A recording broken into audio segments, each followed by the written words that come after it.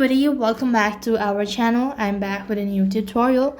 In this video, I'm going to show you the ways to download Apple Spots app on your iPhone and Android.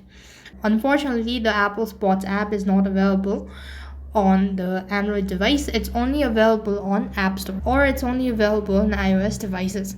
Now, if you go and open up the search box or the web browser, and on the search box type in Apple Spots and Android, you could find out the result that says it's unable to install it on your Android device.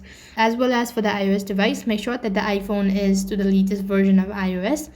Then next thing you have to do is open up the App Store and search for the Apple Spots. Then click on the get button so that you could install it, and double click the side button on the right side of your phone. And if you use Face ID or Touch ID to unlock your device, you need to glance at your device or touch the home button to authenticate the download. This way you will be able to download. That's all for this video. I hope the video was helpful. Make sure to like, share and subscribe to our channel.